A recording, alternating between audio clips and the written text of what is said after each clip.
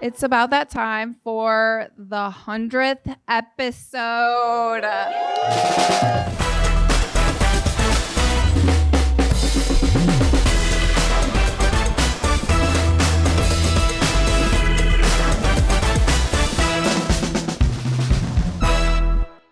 I'm so excited. I don't know if many of you know who I'm interviewing tonight, but it is Sage Steele and Dave Barbudo.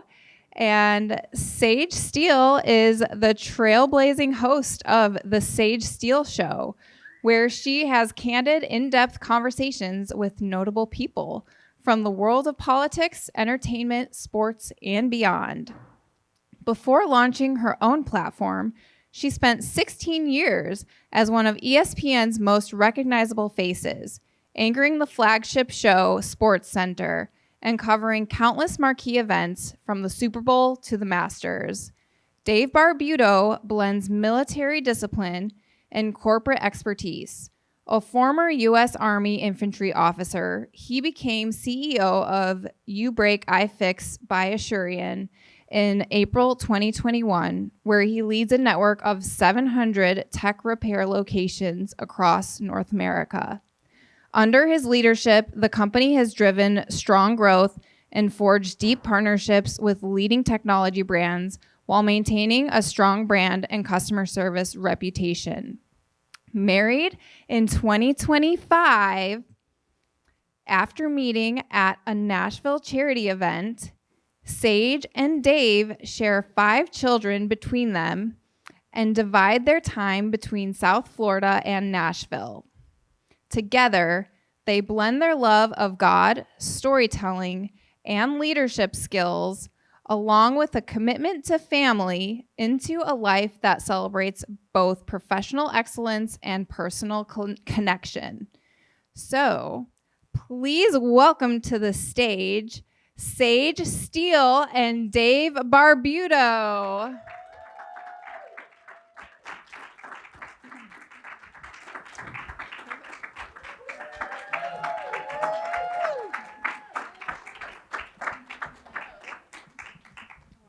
Hi.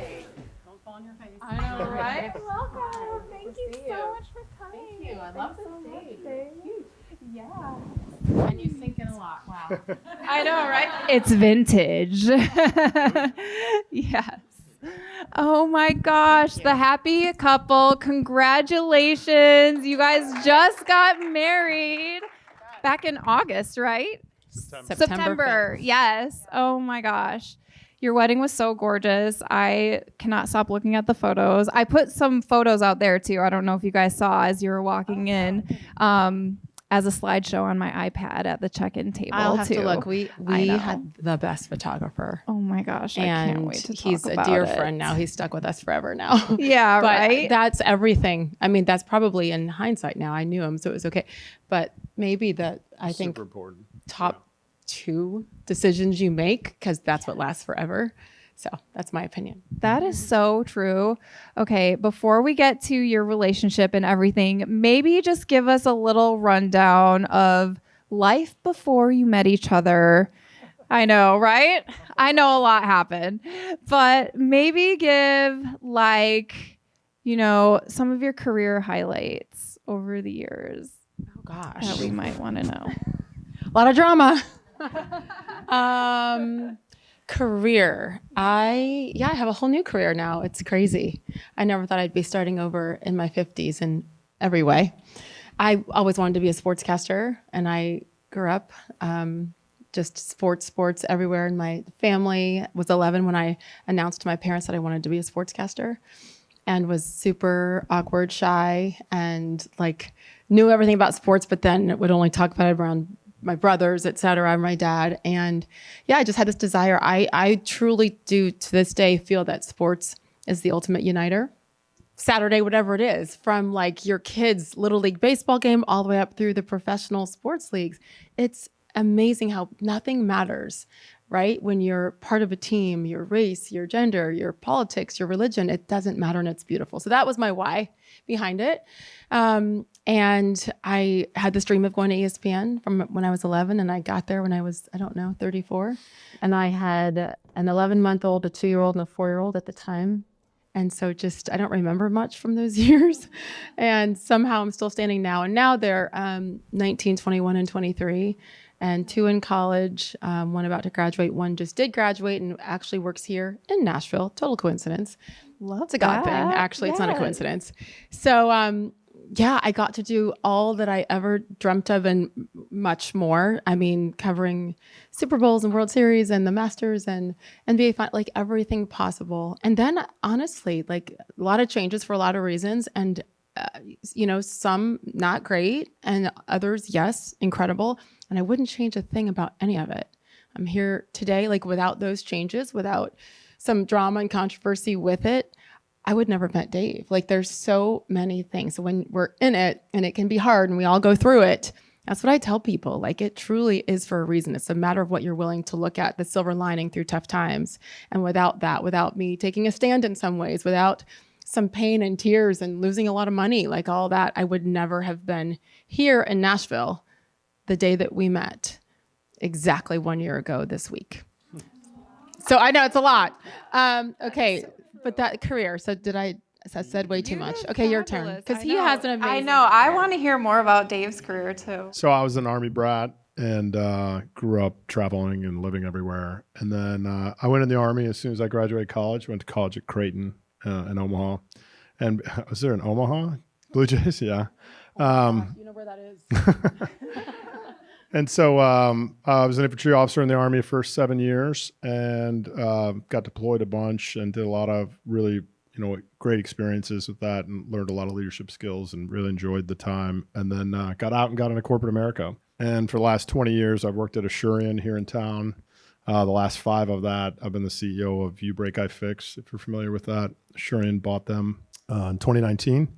And the founders and Assurion kind of didn't see eye to eye on what they wanted to do with it, and so they asked me to run it. Done that for the last 5 years. It was a really great experience, but easily the hardest job I've ever had. Sage kind of covered this. Both of us, this is our second marriage. We both were married for 20 years and 17 years. And, we have 5 kids between us. So I have a 19-year-old and a 17-year-old. And he leaves this part out, but I think it's super important. I'm an Army brat. Oh, he's an Army brat and then went on to serve 7 years. And, with Veterans Day last week, it has a lot of meaning to, I'm sure many of you in this room, but to us in particular. He was in Iraq for a year and served and, lost people, men that never came home. So I am so grateful. Like, the up and downs in my career, whatever, like what he has done and how he has done it and led has been a beautiful thing for me. So he doesn't talk about that part of his life.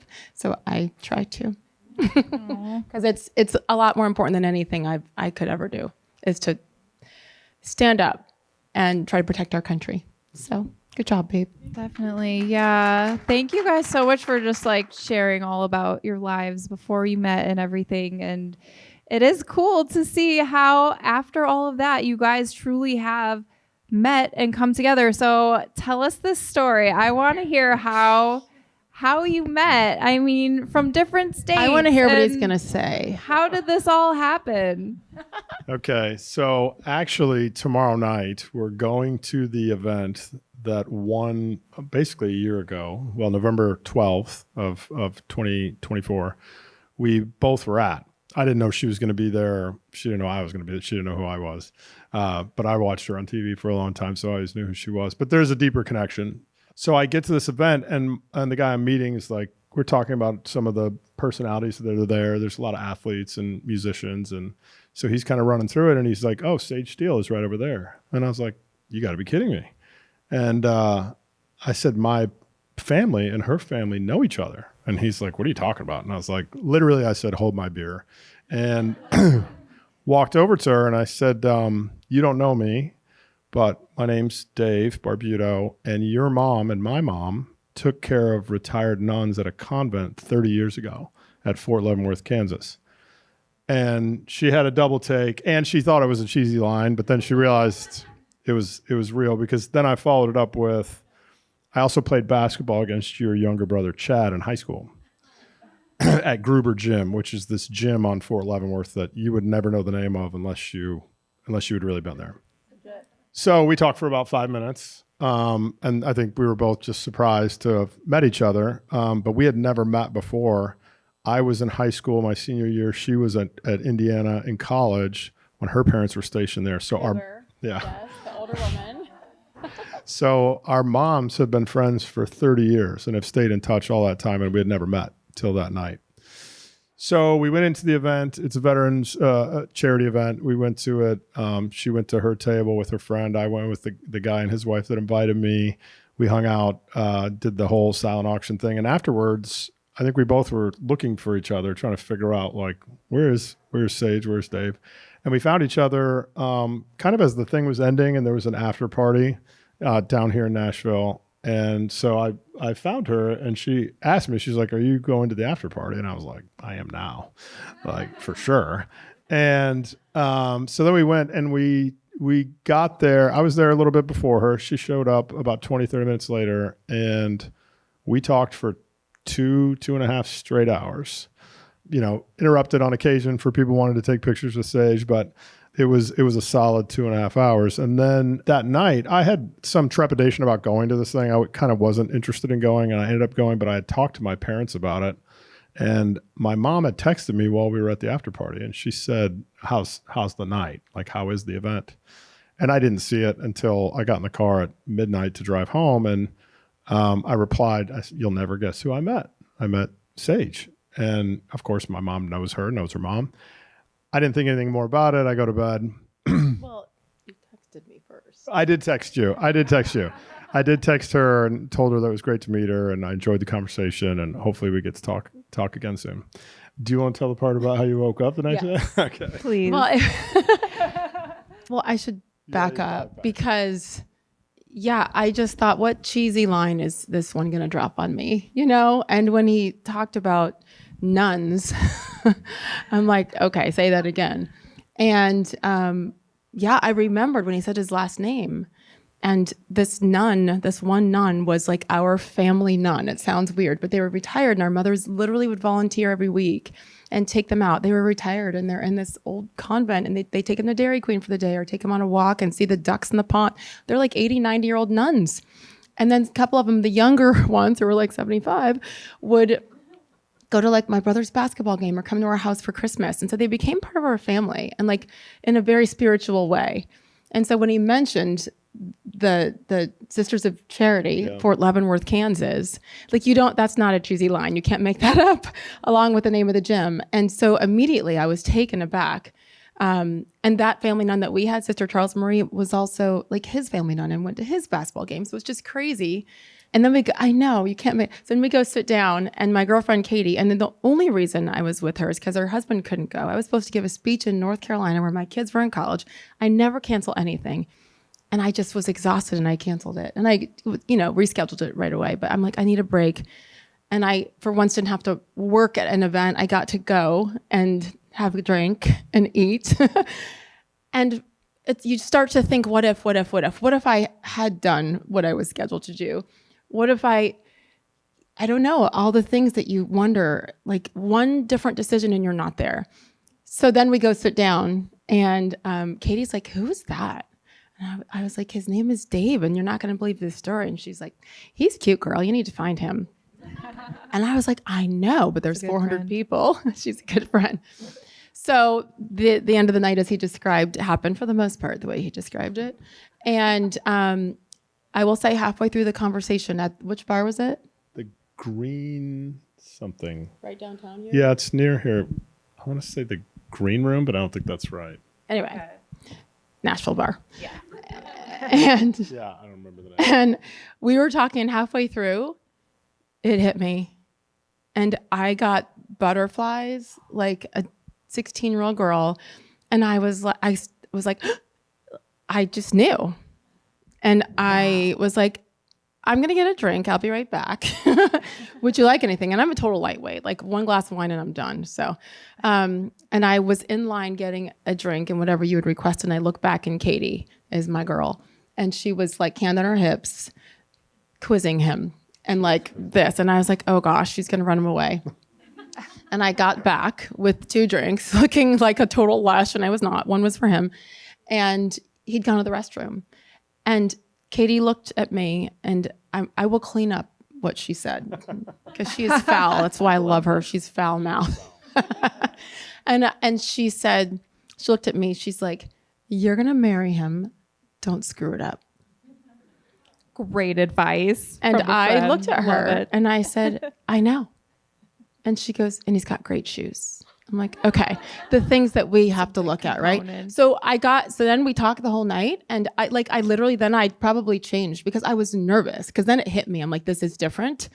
And I hadn't met anyone like this. I've been divorced for 5 years at the time. I think you were 3 or 4 at the time. And, you know, my job was public. And so I learned the hard way. I couldn't trust anybody. And I was like, well, maybe I'll be alone for the rest of my life. I was 51 going on 52. And it was like, okay, just you close yourself off and you stop trusting to protect yourself. And that's the wrong thing to do. So in that moment, with nuns involved, apparently, this whole thing happened. And so when we said goodbye, and he eventually asked me for my number, very lame, we got in the Uber, and Katie, she's like, he's going to call you tonight. And I was like, it is 2:00 in the morning. He is not going to call me or text me. And we got back to the room, and ding, I got a text. And of course, children were like, ah! And screaming like such an idiot, like a child. But the next morning I woke up to a call from my mom saying, did you meet Dave Barbudo? I'm like, Mom, my mom's in Florida. His mom's in Kansas. We're in Tennessee. Moms talked. Yeah. He told his mom called my mom. At, like, my mom midnight? called me. And literally, he was pre-vetted. I had no idea if the mothers are already agreeing on this. So that was November 12th, 2024. We got engaged on April 12th, and we got married on September 5th. That's incredible. When you know, you know. You guys are like the prime example of that. Yes, ma'am. And I didn't believe in that. I didn't. I hear about it, and then you're like, whatever, that's on Instagram.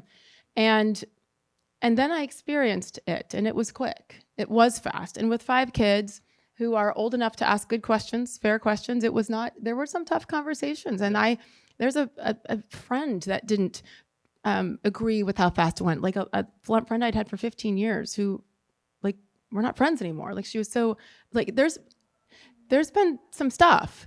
But I also think that because of the journey, because of 20 years married, 17 years married, a lot of ups and downs, most beautiful moments, some not so great.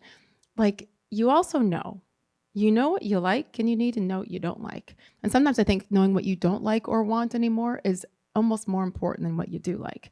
So that's why neither one of us would change the journey, because all of the crap is what it took to get to today, and for people to be like, how long have you known each other? I will say we spent months in different cities, traveling back and forth to see each other, traveling to do things together, but we spent hours on the phone. I mean, 4, 5, sometimes 6 hours at a night, every night, talking on the phone about everything, our lives, our pasts, our dreams, like literally everything. And so we were actually talking to Sage's daughter about this, and like just the other day, about how valuable that was to like just be comfortable sitting on our own beds, talking to each other from, 800 miles away, just talking and getting to know each other, and really, I mean, debating topics, deep discussions, funny discussions, all of it. And I think it made a huge difference. Without any other stuff getting in the way. Yeah. There's the physical part, all of it. Like, you can't. You actually have to get to know each other. And so then when we did see each other exactly a month later for the first time, like, I knew. My only fear I was like, it was dark in that bar. And I'm like, I really hope he's as hot in person as I remember from that night, because tall. Instagram, and as tall, because that's an issue for me. After my 1.5 drinks of wine, and it was dark, and I'm like, because everything else is amazing, so there's no way he can be that cute. And then I was like, Thank God. Yes. I mean, that is truly incredible. Like how you guys had never met leading up to this point, but your mothers are very good friends and have served these nuns together. Like that is so incredible that you guys just happened to meet at a charity event in Nashville after all those Related to years. veterans. Yes. Related, yeah, exactly. Yeah. So cool. All right. So you guys start dating like pretty immediately, right? Yep. Yeah. And how did your relationship progress and when did you know that it was like time to get proposed to? I mean, I think we both knew it was different than anything we had experienced before really quickly. And I think it was, I mean, we started talking about like, I would say within a month, maybe a month and a half, we started talking about like, is this for real? Are we going to go the distance here? Like what, we were having conversations like that. And so I think when I proposed, I don't think she was surprised that I was doing it. I did surprise her that day for sure. I made sure of that. But I don't think she was surprised that we were going to get engaged. Yeah. Okay, walk us through that story. I saw some beach pictures of the proposal. Yeah. Yes. Sage, she bought a condo in Fort Lauderdale during COVID and had renovated it, not spent a lot of time there, but it was kind of her place where she would go and escape Connecticut and, fly back and forth. And so I'd been there several times before then. And I thought it would be a great place because it's where she's the happiest on the beach there, getting in the water every day if she can. And so I found this photographer in Fort Lauderdale who I had no idea who. I just started looking online and found this guy. And I told him what I wanted to do. And I was like, hey, I need to capture this. Like, it's super important. And he's like, oh, I got drones and I will have this place scoped out. And he's like, you just tell me when you're coming down. So I was like, all right. So I had this bag that I carried that I put the ring in that I'd never carried before. But the day before when we went on a walk, I carried it just to try to like throw her off a little bit. So we walk out on the beach and I took a picture of Sage in her condo and a picture of myself and sent it to this guy because he had never seen us. And I was like, he's got to know when we're walking, like these are the people to, take a picture of. So I sent it to him. He was already downstairs. He was kind of hiding. And we walked all the way down the beach. And as we started walking back, this drone is like following us. And Sage thought it was one of, a hater that was following her. And she was like, there's video of her like looking back at the drone, like, get out of here, like waving. It was really funny. Leave me alone. And so that, I had to like blow it off. I was like, that's just somebody probably like just a photographer doing their thing or whatever. And so then I saw our guy and he was, nonchalantly taking pictures of other things and wildlife or whatever. And so we walked past him. And then we stopped and then I proposed to her. Whoa. And what? You didn't just you have to say what you said. Yeah. Do you even remember? I or remember. Did you I remember. Okay. I grabbed her hand and turned towards her. And I think what I said was, today's the day. I said, today's the day. And she kind of looked at me confused and I was like, today's the day. And I was like, no, we're going on our walk. This is what we do. And we're going to go to dinner. Today's the day. That's like every other day. Like, what are you doing? It was, I was confused. Yeah. You did a good job. Yeah. And when I stopped to look at her and started to say that, the photographer started getting closer. And I think that's when you kind of figured it out. And then, of course, I got on a knee and proposed. And then he was just circling around us, taking pictures from every angle. And, it was great. But you realized before I took a knee, I think that's what I was going to say. Because you started crying. I did. Oh, that's so sweet. I forgot that part. Yeah. Did you pick out the ring, or did you have any idea of like what type of ring you wanted, or was it all a surprise? But can we see this? It's stupid. And okay, wait. I feel I'm judging myself because ladies, when you go to someone that doesn't do a good manicure and then your nails are paper thin and they ruin my nails. So I feel like I don't want to show you my whole hand because my nails are trash right now. But yes, it's stunning. And so pretty. I get overwhelmed with it. Like, this sounds cheesy, but especially because when your first marriage doesn't end the way that anyone dreams of when you get married, I didn't really care about a ring. I mean, we care as women, but there's so many more important things. I will say that when we were in DC, we were actually in DC for the inauguration, and I was with my cousin and his wife. And I've always loved Nicolina's ring. It's just beautiful. And so of course, I'm thinking of it differently as I saw her. And I was like, let me see that. And you actually came over and were like, oh, that's pretty. And I believe that was like, you knew that I liked that style. Yeah. And he went beyond. And I've kind of had guilt over this. I mean, not enough to give it back, but like, You're like, no, it's mine I now. just I was overwhelmed. Do you know what I mean? Because it was not necessary in that way. It's just, does that make sense? Yes, Yeah. it totally does. And I'm just beyond appreciative. And it is a symbol, I guess, no matter how big or small it is. But like, I had no say. I did not design anything. I didn't put pictures on his dresser. I didn't do any of that. Like, this is all him and what he wanted for me. So I was just overwhelmed. And then the coolest video ever, I think I put it somewhere on my Instagram. I don't know. But my oldest, Quinn, who's psycho, in the best possible way. She's the coolest, like, funnest kid. And so she's the first person I told. And we were going to get... Actually, no, I needed a bikini wax is what I needed. So we were going to, sorry, TMI. I had a plan that day. I was busy. I didn't know I was going to get engaged. Like, there's time.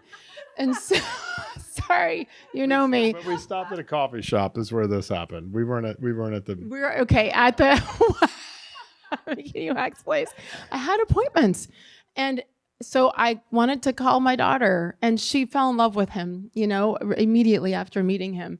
And when we started chatting, and it was a FaceTime, and I went like that, and I mean, a blood-curdling scream, and she started sobbing. And when... It's a great video. It is the best. I'll have to send it to you, and you can send it out. I want to see this. The best video, because I didn't know how they'd receive it. And by the way, not all of our kids have been on board immediately, and that's fair. It's fast. It's a lot. But this video, when she reacted like that, she's sobbing, I'm sobbing, he's sobbing, the whole thing. And it's like coming back and finding love again. It's actually a silver lining, and it ended up being that way in the wedding day. It's actually a silver lining to difficult times that you don't think of. And it's like, oh my goodness, my kids got to see me fall and then see me get back up. And then most importantly, see me getting treated in a way that I'd never experienced. So a lot of blessings can come from tough situations. And that's why that video means so much. And then she put it on TikTok and did all the music and editing stuff that I don't know how to do. But it was such a special day. Did I look good? No. Was my hair? No, I had a baseball cap on and my hair was big and up in a bun and like a sports bra, like disgusting. And guess what? It was perfect. It was perfect. Love that. It's like so unexpected. And I love proposals like that, where it's just like in the moment. And you guys are really like soaking it all in and like really taking those moments with your family to really celebrate your love together, which I think is so meaningful and special. We had planned to go on a trip with her parents to Italy 2 days later. And I think she thought that's where I was going to propose, because we'd be in Italy and, doing that whole thing. And her parents were there. It's like, right, of course, this is what we're going to do. And that's when I was like, I have to do this beforehand, because that is exactly what she expects. And everywhere we go in Italy, she's going to wonder why I step over here or step over there or where are her parents. I was like, I'm going to lose my mind doing that. So that's why it was It was that day on the beach. I love that. And then you guys could enjoy Italy like as an engaged couple. Long That's story good. short, we didn't end up going. Oh, you didn't? Okay. There was an illness amongst the group, Oh, and so we had no. to delay. We're gonna go this April, so we're Okay, excited. good. We're gonna still well, go. now you'll get to enjoy it as a married couple. exactly. Yeah. Okay. Exactly. Oh, so good. Awesome. I love it so much. Okay, so you're engaged. Tell us about the wedding planning process. It was a pretty quick process, so walk us through that. Fast. Start with there was no plan. Or run us through that. Yeah. Nice. 4.5 months from engagement to wedding day. Wow. Maybe that was better in hindsight because you can't get caught up in every single detail. You got to go. And I'm pretty good at that anyway. Just once I make a decision, I'm like, next, for the most part. The key was the venue, which probably logistically always is, but the most important reason for us was because we wanted it at the exact place where we met on November 12th, 2024. Okay, so that your venue was where the charity event was. Yes. Okay, that's so Yeah. cool. I Diamond love Creek that. Farm in Whites Creek. And so that's where the Tomahawk charity was last November 12th and is tomorrow night. And we're going back. By the way, this is exactly what he wore on November 12th last year. So this is for you to like. I love that. Yes. You wore it just And I don't have many dresses here. I'm still back and forth between here and Florida. So I'm wearing this again tomorrow. If you see pictures on Love social media, it. don't judge me. I don't have that many dresses. So that was the key is to bring it back to that venue where we met that night. So the actual ceremony was at the exact spot where he proposed to me. Like literally on that Where I lawn. came up to you. I'm sorry, not proposed. Where he came. Yeah. Hi, nice to meet you. Will you marry me? No. Where he said hello. So that was where we started. And the reason why it was September 5th so fast, because ideally, it would have been a little later. Katie out there, Katie Wilson, who's absolutely incredible at Diamond Creek. Oh my gosh, we are so blessed to have had her. And so we called and she said, yep, I have 2 dates remaining between now and the end of the year, basically. And it was October 31st and September 5th. So not doing a Halloween wedding, not for us, not our thing. And so I was like, well, I guess it's September 5th. And so we literally I think we signed the contract before we're going back out there. Yeah. I mean, this is just par for the course at this point. We just wing it and do it. I had heard about wedding planners, of course, but that sounded like a stressful process just to find the right one. Like, how do you do that? And it's recommendations. And I don't know anyone here. And I'm going to ask him, hey, do you know any wedding? So we just went and talked to Katie and she's like, listen, I have a list of wonderful vendors that we have used so many times that if they don't check out and do a great job, they're off our list. And so I trusted her. It was the best thing we did. So we did not have a traditional planner, but she guided us in many ways, right? Yeah. And she's a dear friend that we get to see tomorrow, again, as we run it back. And Josh from High Tone Entertainment was one of she gave us the DJ list and we called a couple and we were talking to you, if you recall, from an airport lounge somewhere in America. Yeah. I don't know, but I remember, and I'm like, I'm sorry, you're hearing the airport in the background. And, we knew what we wanted. I wanted a DJ in particular, not a band for us, because we know exactly what songs we want. And I don't want it to almost sound like that song that we grew up 90s hip hop in college or whatever it was. I want it to be that song exactly, So that was important. And he jumped in right away. And awesome. I think you have the same music taste, yes?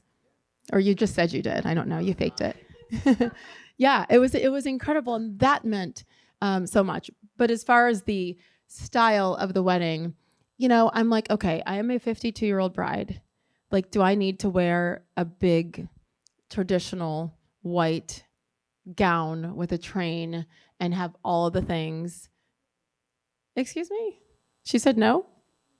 Well, it's too late. I did. She's like, no, don't do it. I did it, and it was great. But that's the thing, is because we're kind of stereotyped. Like, well, if you're older, then you shouldn't do this. You should do this. What?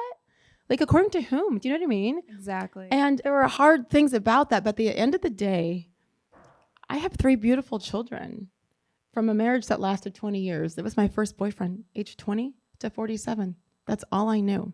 And even though it didn't end perfectly, what came from it was beautiful, and his as well. So I'm not going to annul, which means negate completely and act like your marriage never happened because of some man-made rule.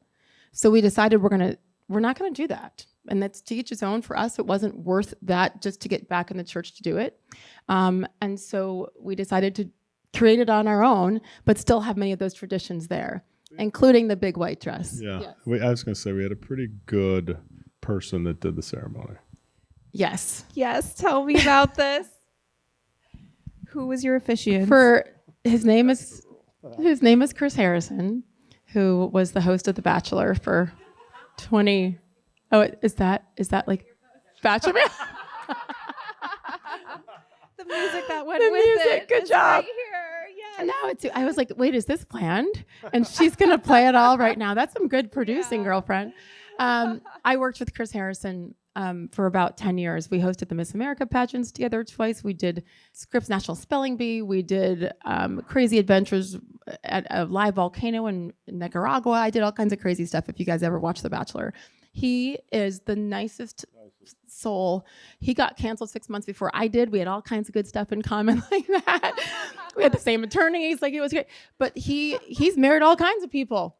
And as soon as this happened and we realized it wasn't going to be in a church for the reasons I shared, Chris knew that we were getting married before almost anyone, because I knew that man's schedule books up. And this is in 4.5 months. So we got the venue and then we called Chris.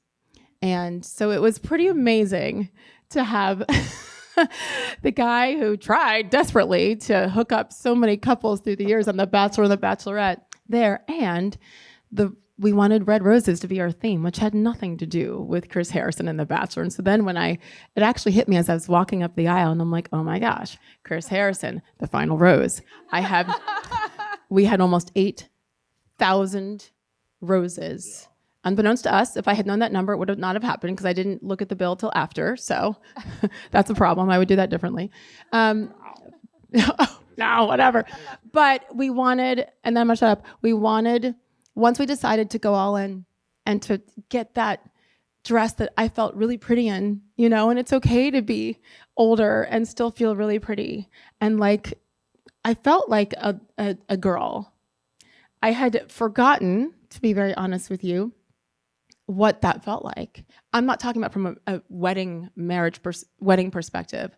I'm talking about in my career, in a man's world, frankly, being the sole breadwinner of my marriage before and feeling like I had to be the man in many, like it was a lot. And he has made me feel feminine again and like a girl. And so when I put this dress on, I didn't even mean to go to the bridal shop. I was returning something and I'm like, I'm 3 months out from my wedding and I don't have a dress. I probably should figure that out at some point. And so I was walking to return the sweater and I was like, oh, there's a bridal shop. Let me walk in.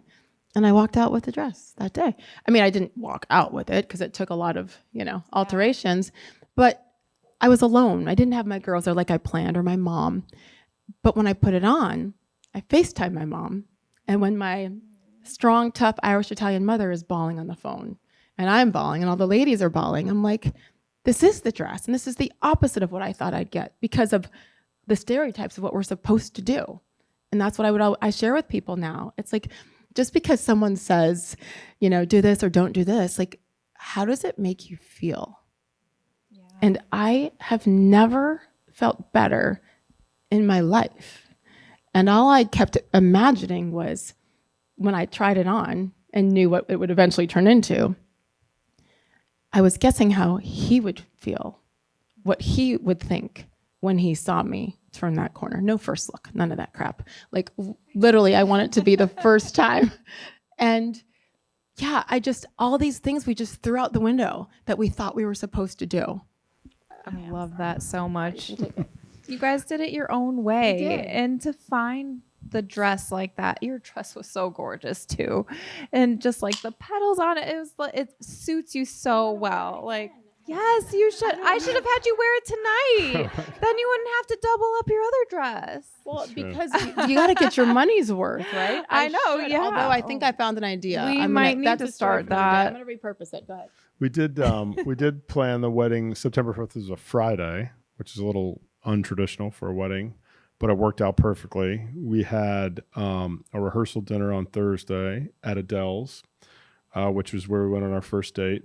And we had a rehearsal dinner with about 30 of our friends, our family, and Chris and Lauren. And then the other half of the venue, they opened it up, and all of our friends were there. Everybody that we invited to the wedding, it was about 200 people.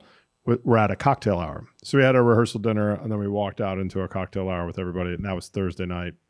Wedding was on Friday, reception that evening. And then on Saturday, we planned a college football barbecue. So we rented out Playdate in 12 South for the afternoon, and we put football on every channel. We had it catered with barbecue. Everyone come in T-shirts and shorts. We drank beer and hung out and got rowdy and did that for 4 or 5 hours. And then some people ended up going downtown to Nashville. Not us. We were exhausted at that point, which went back to the farm. But what was really cool, after the reception on Friday night, we decided we were going to ride back to the Thompson where everyone was staying on the buses with everyone, which was fun. And we kind of planned that. We're like, let's not get a car. Let's just go on the bus with everybody, all of our friends. And we had rented there's a couple of houses on the property at Diamond Creek Farms, and our parents and our kids were all staying there. So we left them there and we went down with everybody to the Thompson. And we go to the rooftop to hang out with everybody that's there. There's probably 40 or 50 people from the wedding up there. And we're there for about 20 minutes. And then somebody grabs us and they're like, your kids are here. And we're like, that can't be true. Our kids are in Whites Creek, 25 miles away. And it's 12:30 at night. They can't be. And they're like, no, your kids are here. The bouncer has them at the front. We're like 17, 19, 21, 23. We're like, whatever. We walk over there, and sure enough, all of our kids had hopped in an Uber, left the farm. I don't think either of our parents knew this. They came down and they just wanted to hang out with us. And they couldn't get in. So they were... One of them, might have been one of mine, thought her fake ID was good enough to get in, and it was not. Oh no. Luckily they didn't take that. They should have taken. They didn't take it. But then we were like, well, we can't just send them home. So we're like, do you want to see our suite? And they're like, yeah. So we ended up in our wedding suite the night of our wedding with all 5 of our kids, eating all the chocolates that people had sent and drinking all of our, free waters and champagnes and hanging out with us for a good 45 minutes before we put them in an Uber and sent them home.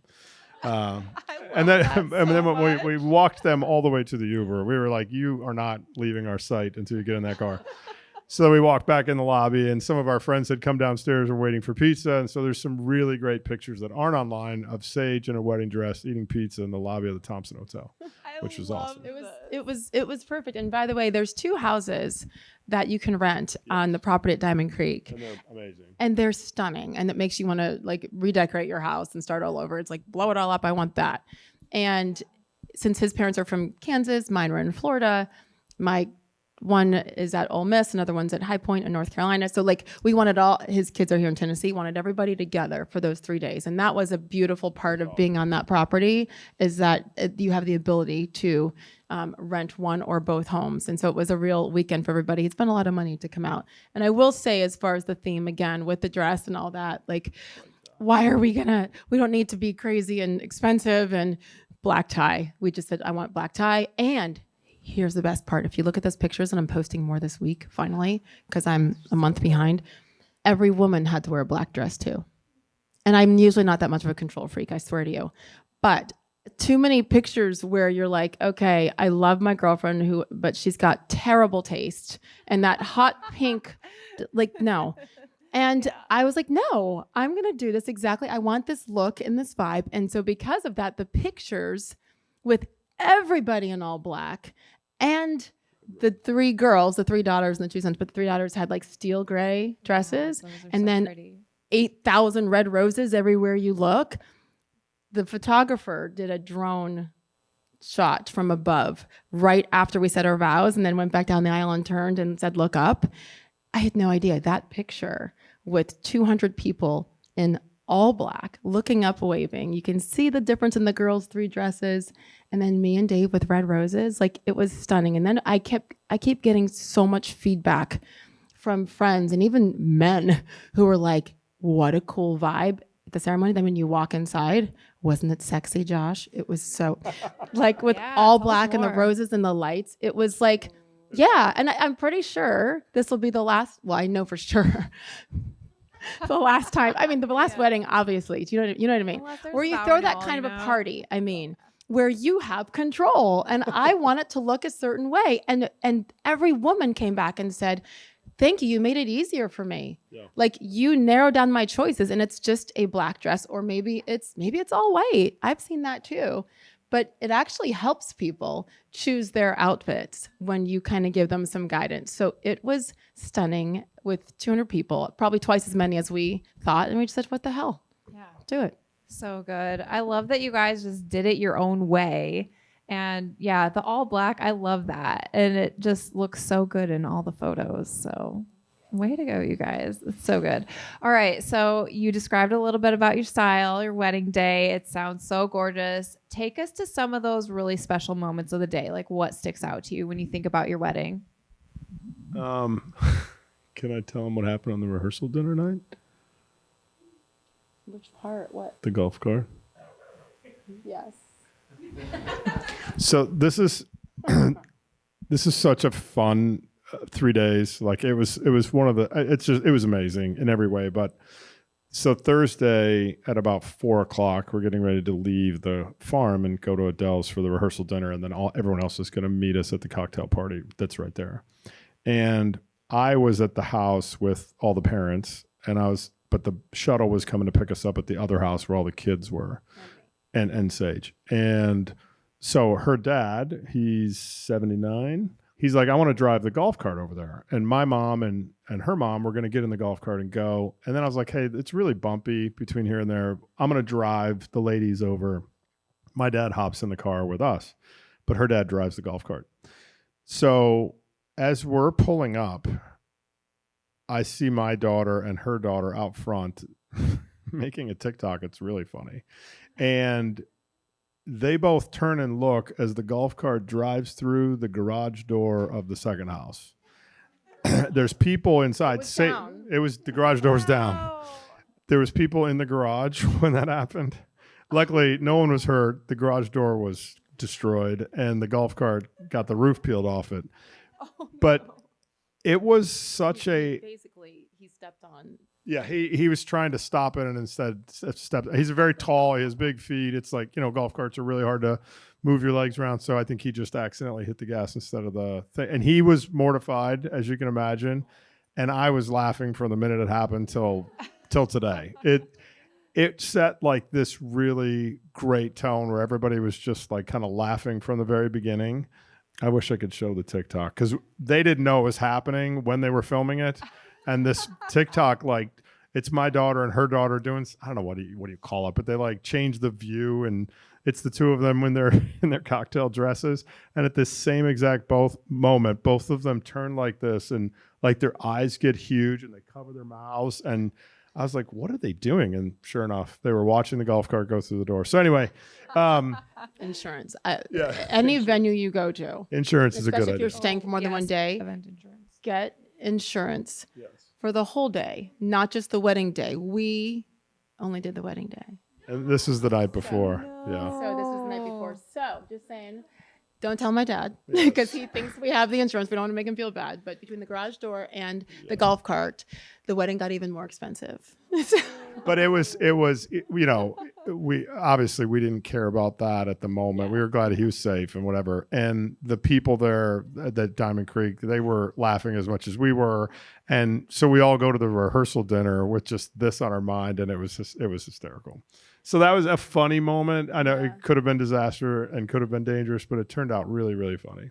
I think, I know you have another favorite moment too, but I was so excited to turn that corner and to see him for the first time, and cried literally from the moment we got engaged until that day, every time I thought about it. Until that day. Yeah, it was awesome. I prayed that I would just be able to be very present and not get, tight and stuff. I will say that I was extremely committed to starting the wedding on time. Yes. That meant a lot to me. There's older people there, but in general, people have spent a lot of time and money to come celebrate us. And I'm like, and it was warm. It was a perfect, beautiful day, but 80 degrees probably. And the sun was setting perfectly, which was right on them, perfectly for my photos. I don't care if they're uncomfortable, right? Right. And it was just super important for me, for me to be on time. Because the bride, you always hear the stories and the nightmares. Exactly on like time. literally the military kid in me came out. 5 p.m. start, 1,700 hours. I was walking down the aisle at exactly that time. And to the point where my photographer, he wanted to take a few more up in the bridal suite. And I was like, we're done. I am starting on time. And he was like, okay. Katie and her assistant were awesome and, helped bring everybody out and get you lined up. And then they left me in the back to stay hidden from everybody, but even my dad, who I was so excited to get the opportunity for my daddy to walk me down the aisle again. Because for all these years, the last several years of my marriage, as well as the time after my divorce, that was my biggest fear, is that, with some health issues, cancer, a lot of things with my parents at 79 and 76 now, that was my biggest fear, is that my parents wouldn't be there to witness if I ever met someone. So for them to be there was everything, healthy enough to be there, and for him to get to walk me. And it's super cool because I walked around the corner and he was there, and my almost 80-year-old dad had his phone and was kind of selfie videoing with him and me walking. And I was like, Dad, that's impressive. Wow. He got a great shot. I have to post that too. Yeah. And we had our moment, but right before I walked out to see him, it was like 2 minutes of standing alone. That's a long time because you're like, let's go. And I just stood there alone and took deep breaths and was so thank you, God, for allowing this to happen in every way. And it was cool to just be alone because I'm being way too dramatic right now. But because the years leading up to that, it was a process to get used to being alone again, as a woman in particular. So I got good at it, probably too good, and had to open myself up to allowing this. Where's my wine? Does that make sense? And so at the moment before I walked down the aisle, to be alone again was perfect and to soak it all up.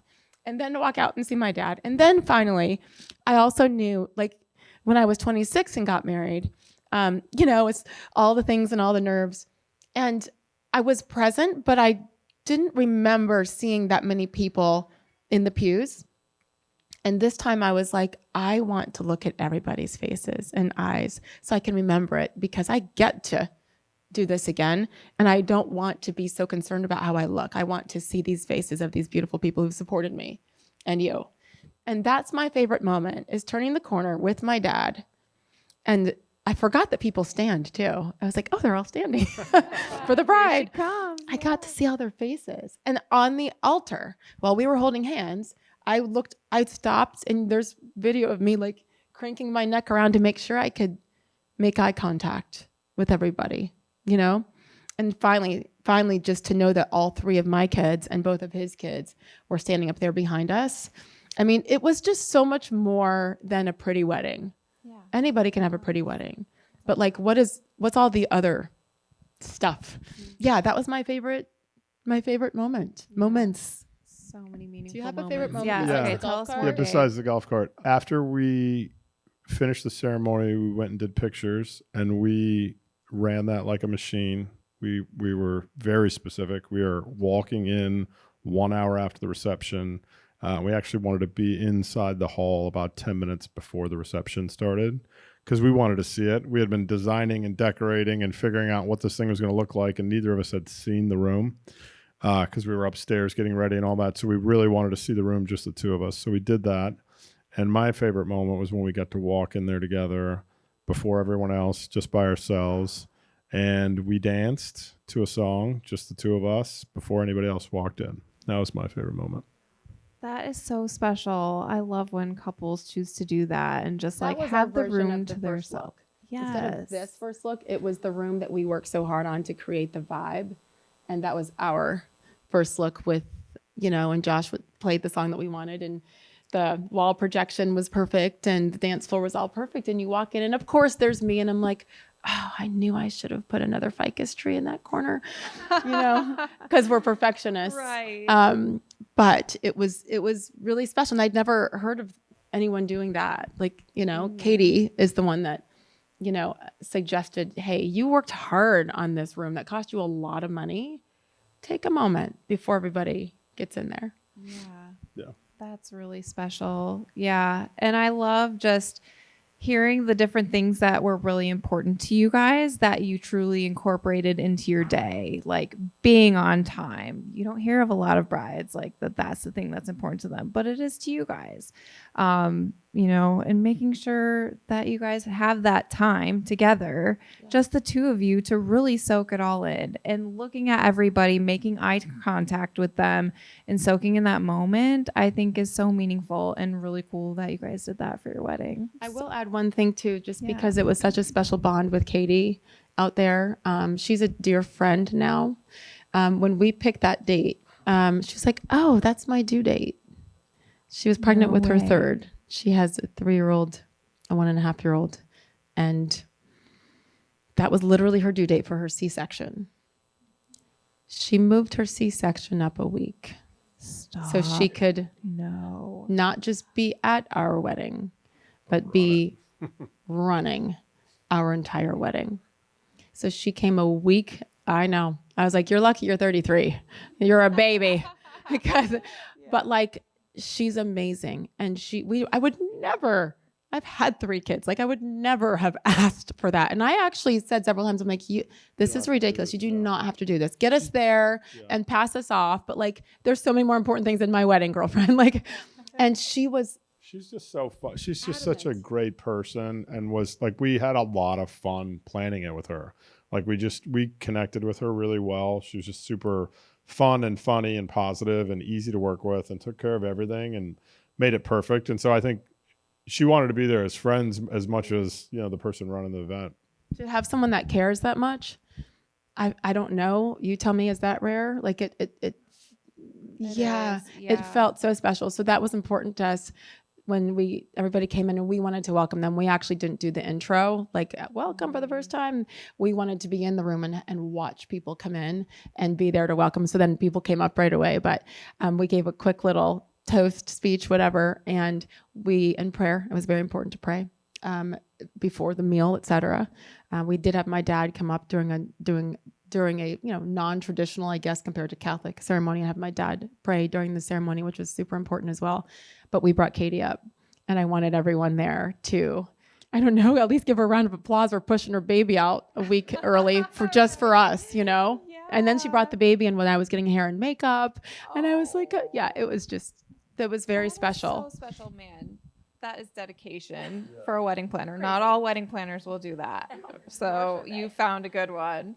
Yeah, that's amazing. All right, so one last question. I ask this to all of my couples who come on the show. What advice would you give other couples who are going through the wedding planning process? Mine is, maybe it's not a planning thing in particular, but just the events and activities you plan. I remember, and Sage and I talked about this a lot, we wanted to have ample time to talk to people.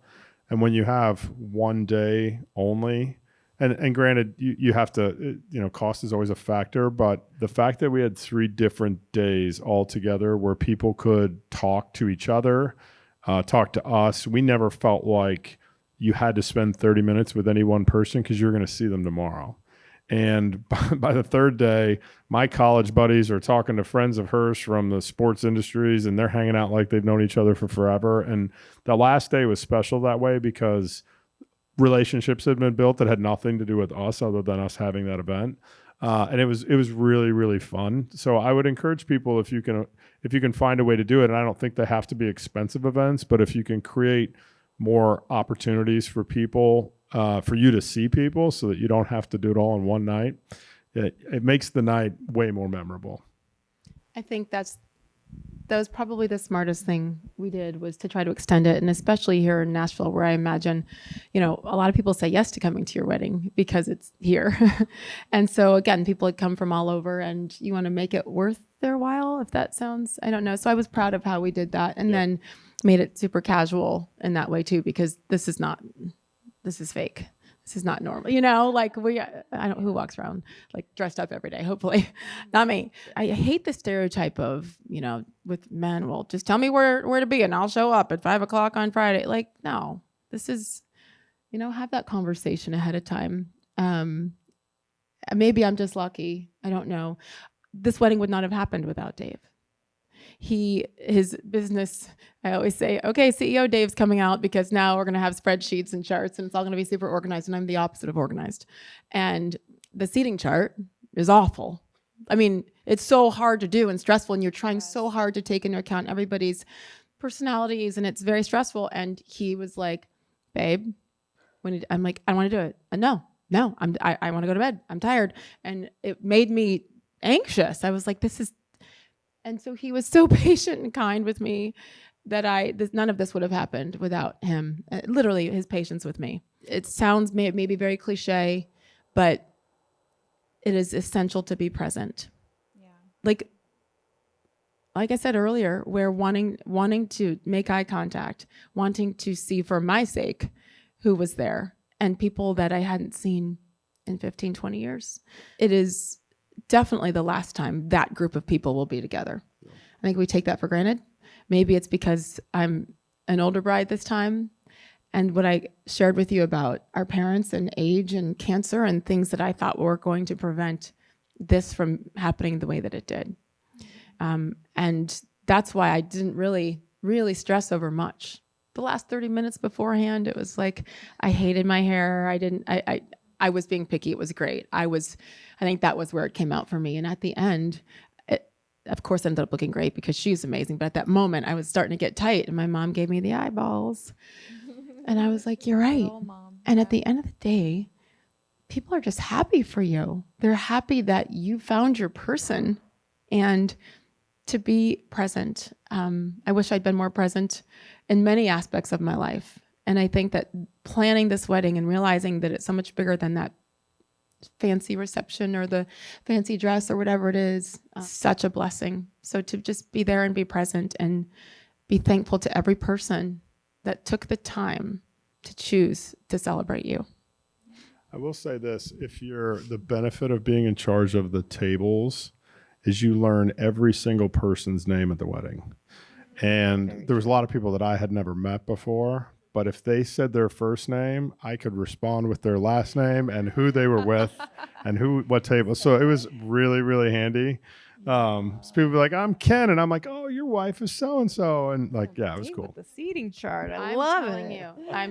you, it was really amazing. But asking people you trust with vendors as well. And I'm so grateful to all of them. And I did feel, this is the last, and there was a part of me that felt like, oh gosh, I don't want to be too pushy. I don't want to be perceived as that kind of a bride with the florist, with whomever.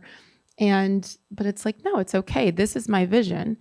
It's how you deliver it, And I wanted to respect, like Mark from Fiorella Nashville, absolutely insane, the florist. He's amazing. He I love is his insane, work so and much. another wonderful, kind soul who were hugging and kissing at the end as well. But I want to respect the creativity, how you all do your job as artists, because I believe that you are. And so I want to make sure they feel that and feel respected so that they can be creative while, listening to us and our vision.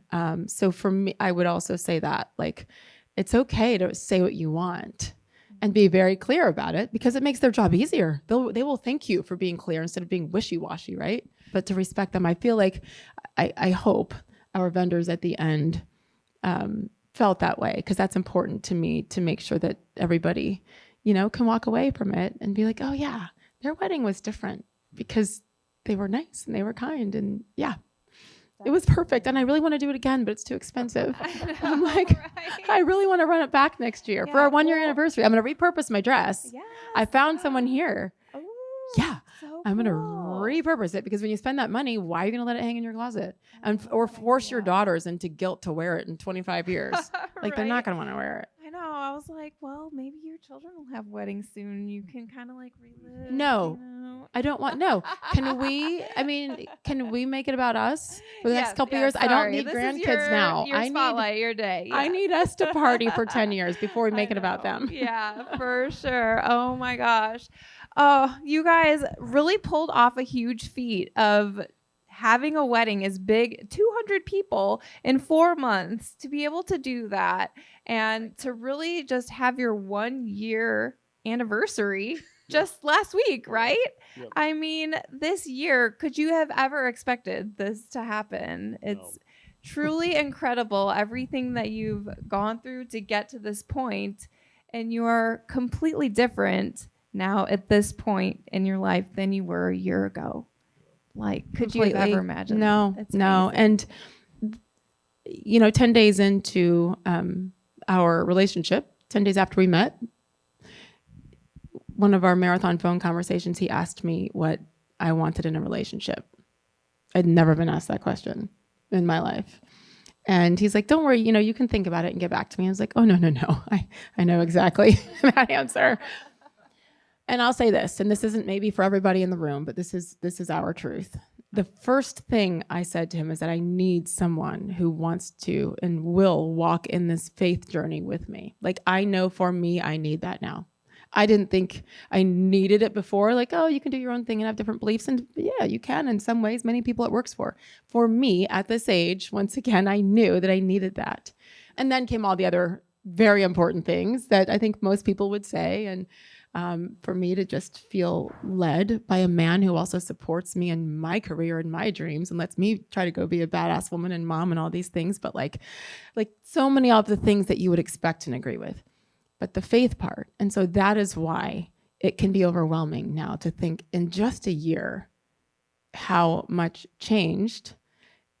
And for us, it is. It's a God thing. It just is. And I shudder at the thought of where we would be if I hadn't been really honest about that. I don't think we would have ended up together, because he agreed. That was my number one and that was his number one.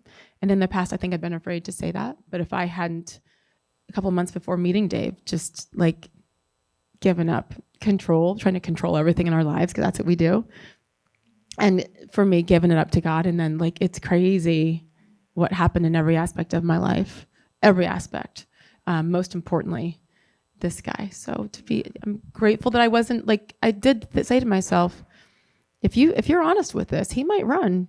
This might not be for him. And if that's the case, then he's not my person. Ends up he was. Yeah, that is so special to just lay out what you needed in that relationship, and for you guys to like, have your faith beliefs, like be number one. That's amazing. As we close out, maybe give a plug for your show, any upcoming projects you might have. You guys, this interview was so amazing just to hear your story and sharing it. And you guys got vulnerable, and I so appreciate you just sharing your heart with all of us. It's truly amazing. So yeah, give us a little plug for your show and projects. Thank you. Things. Well, it's my name, the Sage Steele Show, and it's been about 1.5 years that I've been doing it. Something I never, ever, ever, ever thought I wanted to do is to not just have my own show, but to run my own business. I'm not an entrepreneur like many of you in this room and like you. So that's been a process to learn about and to grow and to put myself out there and fall on my face and get back up. And so that's been really cool. I interview all kinds of just different people and have conversations, not interviews, they're conversations. And that's what's super important to me. That's what I think is missing in this world today, is just having conversations. I don't care if we agree. I don't care the differences. It's about understanding people's why. And then we can all coexist. It's really fine, But right before the Wednesday before the wedding, so 2 days before the wedding, he interviewed me on my show, which I didn't really like. He did crush it. Yes. I listened. I loved that episode. Oh my gosh. Well, I had to let go of control. Again, I'm the journalist. This is what I've done for 30 years. You don't know what you're doing. And he really did. I was so annoyed. He knew exactly what he was doing and asked some great questions that I would not have expected. And I didn't really find out about this until right before.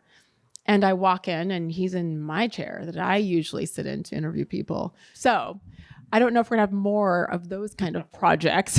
I like that. You guys together on the show is so great. I think you should do more. Well, I will say people love it. Yeah. People love having conversations like you've led tonight and to have a true conversation. People like vulnerability. People like when you talk about not just what's easy to talk about, which is successes and all the good, but like talk about when you have been scared or failed or been embarrassed or devastated. Like I've done a lot of that to the dismay of many people in my life. But I want to keep doing that because what I have found is whenever I have and others have come on my show and opened up, not only do we all kind of feel better after, it's like therapy in some ways, what you realize is that strangers, in many cases I've experienced across the world, people I'll never meet, they realize they're not alone in fears and in tough times. And that is super cool to realize that just by sharing your crap sometimes, you can be helping so many other people. So I do have a dream show that I'm about to create. And now if I say it out loud to you, then I'm going to have to do it. Do it. I think you should. Well, I want to do a show with my oldest daughter because she literally should be doing stand-up comedy. Absolutely hysterical. And her name is Quinn. And I want the show to be called Quinn and Her Mom. That's cute. And for 30 minutes, once a week, for a mother-daughter, and we fight. And we go deep on stuff, and she mocks me constantly. And I might admit that she's pretty spot on with a lot of the things that she makes fun of me for. I am awkward and have no rhythm and talk too fast and point my finger too much. So there'll be a lot of mocking me, which I deserve. But I hope it is, conversations between mothers and daughters and what we can do better as moms and vice versa.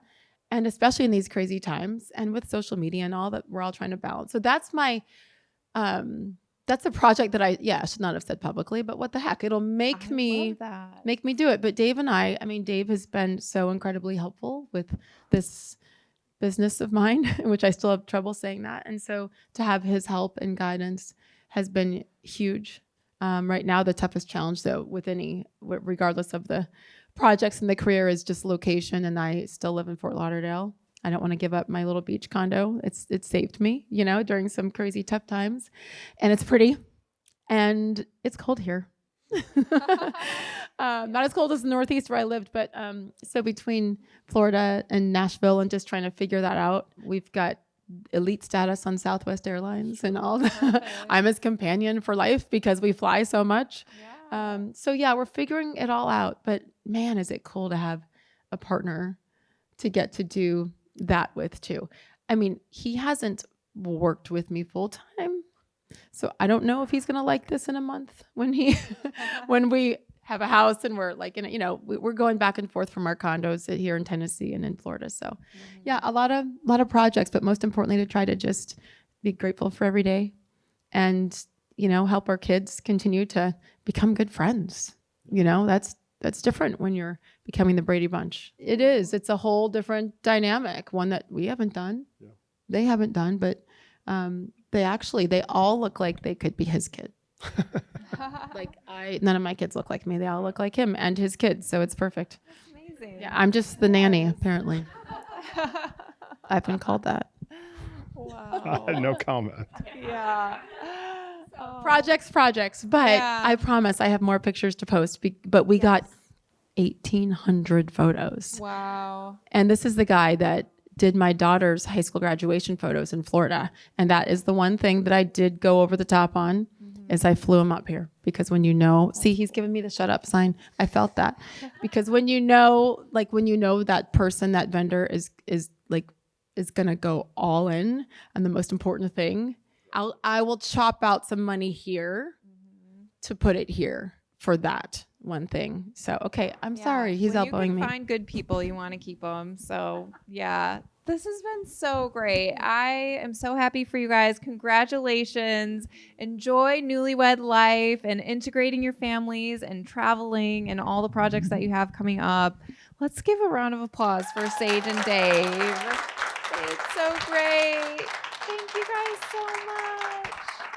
Thank you for listening and for not judging me when I cry. Thank you. And for letting me go long and tell the story. You're awesome. And you're doing a lot of good things for so many couples. So thank you. Congratulations to you. I appreciate you guys coming today. Should we get a photo? I know, right? It's like a hook. Yeah. Thank you.